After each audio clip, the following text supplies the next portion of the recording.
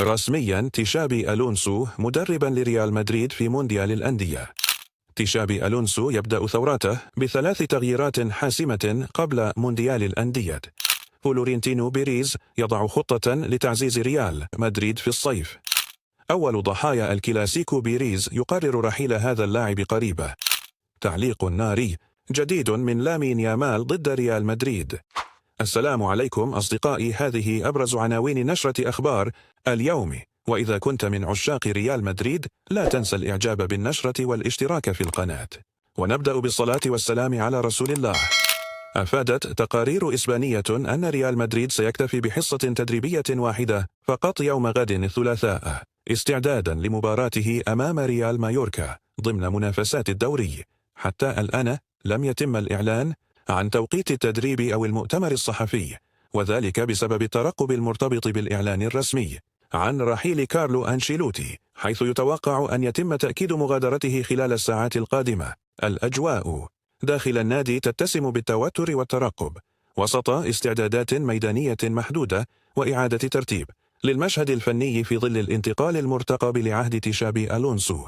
كشف فابريزيو رومانو الصحفي الإيطالي الشهير حقيقة تولي تشابي ألونسو مهمة تدريب ريال مدريد الإسباني ابتداء من بطولة كأس العالم للأندية. وقرر تشابي ألونسو الرحيل عن تدريب باير ليفركوزين الألماني تمهيدا لانتقاله لفريق ريال مدريد عقب انتهاء الموسم. ولكن كان الأمر غامضا بعض الشيء بشأن تواجد ألونسو من عدمه بمونديال الأندية معه تفكير في تولي سانتياغو سولاري مهمة تدريب الفريق في البطولة.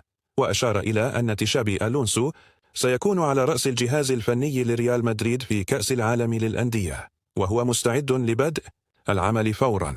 وأكمل الصحفي أن تشابي ألونسو سيتعاقد مع ريال مدريد لمدة 3 سنوات حتى صيف عام 2028. وأوضح رومانو أن الإعلان عن رحيل الإيطالي كارلو أنشيلوتي سيكون قريبا، وبعدها سيتم الإعلان عن التعاقد مع ألونسو.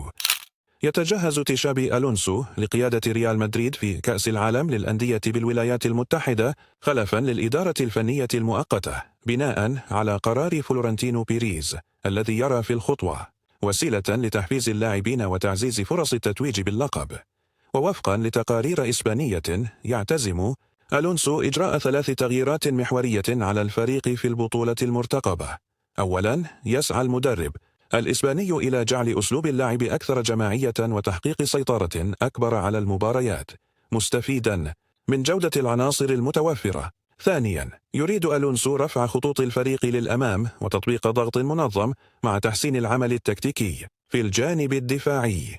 أما التغيير الثالث فيكمن في رغبته بظهور لاعب وسط مميز يقود الفريق داخل الملعب، ما يعزز روح المنافسة بين اللاعبين تحت قيادته. ألونسو الذي يغادر ليفركوزن كأحد رموزه التاريخيين يستعد لخوض أكبر تحد في مسيرته التدريبية، واضعا نصب عينيه هدف إعادة الهيبة الأوروبية للميرينجي. كشفت شبكة ريليفو عن خطة فلورنتينو بيريز رئيس ريال مدريد الإسباني لتعزيز صفوف الفريق بلاعبين جدد خلال سوق الانتقالات الصيفية. ويستعد ريال مدريد جيدا للميركاتو الصيفي لتلبية متطلبات المدرب الجديد تشابي ألونسو الذي سيتولى مهام تدريب الفريق في بطولة كأس العالم للأندية. وأشارت الشبكة إلى أن فلورنتينو بيريز قد وضع خطة للتعاقد مع أكثر من لاعب خلال الميركاتو الصيفي. وأوضحت الشبكة أن ريال مدريد سيتعاقد أولا مع ترينت ألكسندر أرنولد، وهناك محاولات لتواجده في مونديال الأندية، وبعدها سيتحرك ريال مدريد للتعاقد مع مدافع جديد وأيضا ظهير أيسر جديد مع بيع بعض اللاعبين الغير مرغوب فيهم، وسيكون هذا بالاتفاق مع ألونسو الذي سيعطي تقريرا لبيريز عن اللاعبين المرشحين للبيع. أسدل الكلاسيكو الأخير في الدوري الإسباني الستار على مستقبل بعض نجوم ريال مدريد، وكان الظهير الأيمن لوكاس فاسكيز أول الضحايا. أخطاء اللاعب في المواجهة أمام برشلونة والتي انتهت بالهزيمة أكدت لإدارة النادي برئاسة فلورنتينو بيريز الحاجة لتجديد الدماء في الجهة اليمنى من الدفاع. وبحسب تقارير إسبانية فإن فاسكيز سيغادر الفريق بشكل نهائي عقب مشاركة الملكي في كأس العالم للأندية ليبدأ النادي رحلة كارفاخال. أرنولد في الجهة اليمنى. كشف الإيطالي كارلو أنشيلوتي مدرب ريال مدريد الإسباني حقيقة توتر علاقته بلاعبه.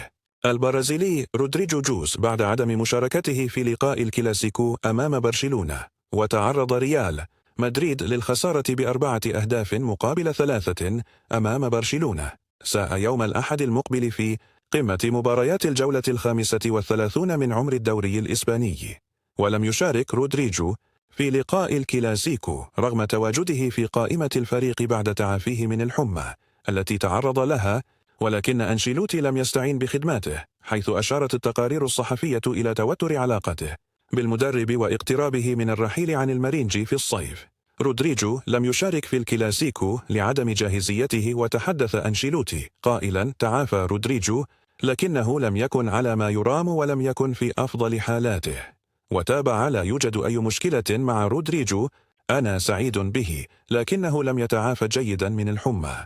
وبسؤاله عن استبدال فينيسيوس جونيور تحدث قائلا: لم يطلب فينيسيوس جونيور الاستبدال، ولكني قمت بذلك لأنه كان يعاني من مشكلة في الكاحل، حاول اللعب لكن الأمر ظل يزعجه، لذلك أجريت التبديل. خسر ريال مدريد مجددا أمام برشلونة في الكلاسيكو، مما أثار غضب جماهير النادي، خصوصا تجاه بعض الأسماء التي كانت محط انتقادات كبيرة بعد المباراة. إليكم أبرز أسماء على لائحة الانتقادات. أنشيلوتي المدرب الإيطالي تعرض لانتقادات بسبب اختياراته التكتيكية، مثل وضع أردا جولر على الجناح بدلا من مركزه الأساسي، وظهور الفريق دائما في دور المدافع ضد برشلونة والاعتماد فقط على الهجمات المرتدة. فينيسيوس رغم تمريرتين حاسمتين لمبابي، إلا أن البرازيلي قدم أداء غير متوازن، ولم يكن سلوكه مثاليا في مباراة حاسمة في الدوري. لوكاس فاسكيز تعرض لانتقادات واسعة بسبب عدم قدرته على إيقاف مهاجم برشلونة، بالإضافة إلى أخطائه في المباراة التي كلفت الفريق هدفا. بيلينغهام اللاعب الإنجليزي لم يظهر بمستواه المعتاد، وتعرض لانتقادات لعدم تقديم أداء جيد في وسط الملعب مقابل لاعبي برشلونة. سيبايوس اختاره أنشيلوتي لقيادة خط الوسط، لكنه لم يتمكن من فرض سيطرته، مما أدى إلى استبداله في الشوط الثاني. رودريجو رغم عدم مشاركته في المباراة تعرض لانتقادات حادة بسبب موسمه السيء وافتقاره للالتزام في اللحظات الحاسمة من الموسم. لامين يامال نجم برشلونة انتقد الريال عقب الفوز قائلا: ريال مدريد لم يصنع فرصا واضحة للتسجيل ولم يستحقوا الفوز اليوم. الآن نحن نستمتع وسعداء للغاية، لقد جعلناهم يخرجون بموسم سفري يضحك.